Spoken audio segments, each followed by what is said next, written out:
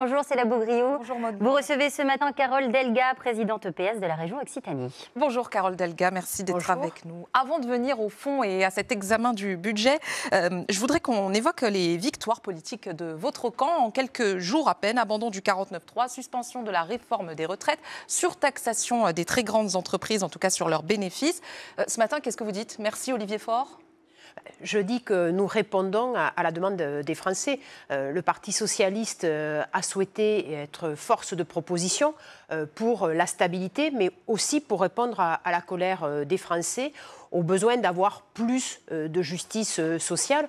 C'était quand même incroyable de demander à celles et ceux qui ont des métiers extrêmement pénibles dans les métiers du bâtiment, des travaux publics, pour les aides-soignantes dans nos maisons de retraite, de devoir travailler 2 ans de plus. Et là, dans le travail parlementaire, nous continuons à faire en sorte que ce ne soient pas les plus pauvres, les plus modestes, qui soient les plus taxés. On est en train de modifier le cours des choses. Depuis 8 ans, ce sont les ultra-riches qui sont les grands bénéficiaires.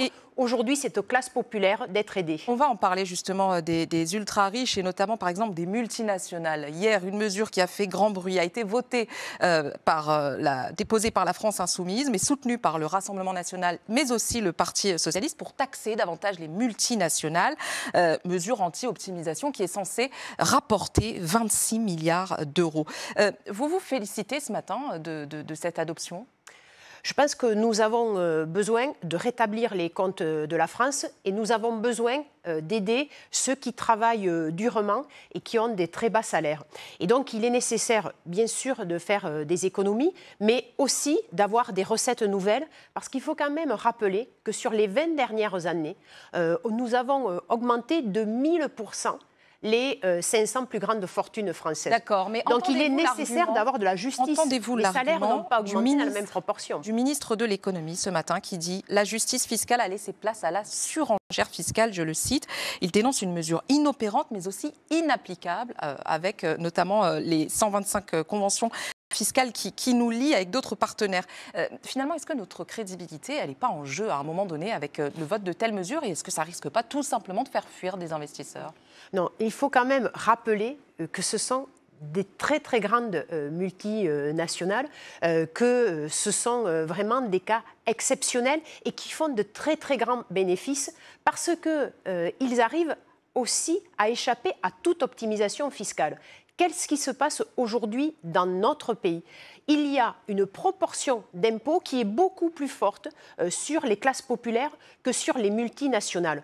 Nous n'allons pas quand même avoir le doublement, par exemple, des franchises médicales ou le gel des retraites pour ceux qui ont des retraites modestes et exonérer d'efforts dans un moment où le pays est en difficulté les multinationales qui, grâce à des conseillers juridiques, échappent à l'impôt. On parlait à l'instant de la surtaxation des entreprises, un amendement du gouvernement qui a été déposé en ce sens pour récupérer plusieurs milliards d'euros. Est-ce qu'à un moment, vous ne vous dites pas que vous aussi, vous allez devoir faire des compromis? Par exemple, sur la taxe Zuckman, vous avez entendu les tirs de barrage du gouvernement hier de la part de Sébastien Lecornu, mais aussi de la porte-parole du gouvernement. Le Premier ministre qui dit « pour rien au monde, on ne doit toucher au patrimoine professionnel ». Qu'est-ce que vous dites aujourd'hui? Il faut qu'on s'entende sur une taxe Zuckman allégée? Il y a encore une piste d'atterrissage? Je pense qu'il est nécessaire de demander une contribution à ceux qui en ont les moyens pour pouvoir augmenter les bas salaires et ne pas, par exemple, avoir des franchises médicales qui sont augmentées.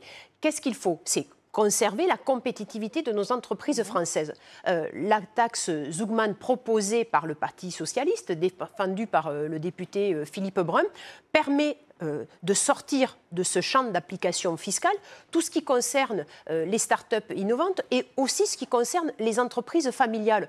Donc, voilà, nous sommes cette gauche qui aimons l'entreprise parce que nous aimons le travail. Mais il est nécessaire de lutter contre les phénomènes d'exonération fiscale et d'optimisation fiscale. On voit mal la France est en Marine difficulté. Le Pen dit qu'elle votera contre. La France est en difficulté. Mais bien sûr que Marine Le Pen et les extrêmes sont dans des démarches personnelles, sont dans des volontés de chaos. Donc nous, ce que nous devons, c'est trouver une voie d'équilibre, une voie de compromis. Ce ne sera pas le budget du Parti socialiste qui sera voté, nous le savons.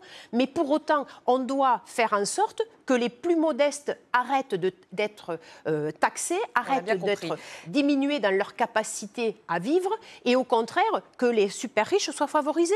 C'est une question d'équilibre, c'est une question de stabilité sociale du pays. Je voudrais vous faire écouter Marc Fesneau, patron des députés du MoDem, avec qui là aussi vous devez négocier au sujet de la stratégie du Parti socialiste. Le Parti socialiste dit « je ne voterai pas ce budget ». C'est-à-dire qu'il demande un compromis, il menace d'une censure et il dit « si au bout vous ne me donnez pas ça, de toute façon vous inquiétez pas, enfin vous inquiétez pas, c'est plutôt inquiétant, on ne votera pas le budget ». C'est-à-dire qu'ils ne prennent pas leur part de ce qui doit être assumé. Qu'est-ce que vous lui répondez? Je réponds à Marc Fesneau que nous sommes en responsabilité. Si nous avons souhaité justement ne pas voter la motion de censure, c'est que nous voulons amener de la stabilité. Mais il faut amener de la stabilité au pays dans un contexte international extrêmement inquiétant et dans la nécessité de relancer la croissance de notre pays. Mais il faut aussi entendre la colère des Français. Mais si on continue à être contre les Français, eh bien à ce moment-là, nous n'arriverons pas à gouverner ce pays. Donc c'est de la justice, c'est de la mesure.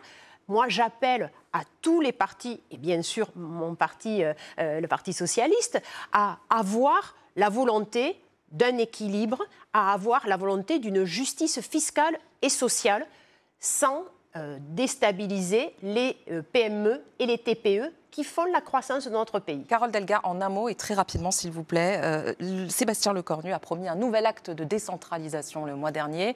Vous présidez le congrès Région de France la semaine prochaine. La première mesure, très concrètement, qu'est-ce qu'il faut faire aujourd'hui pour faire avancer les choses? Aujourd'hui, c'est ce que nous demandons, les régions de France, j'en préside l'association, c'est arrêter les doublons avec l'État. Aujourd'hui, l'État intervient dans des domaines où son intervention est inefficace et surtout au point de vue budgétaire. Regardez les aides aux entreprises. Ils ne vérifient pas les contreparties. Nous, les régions, quand nous aidons les entreprises, nous vérifions qu'il y ait bien de la création d'emplois.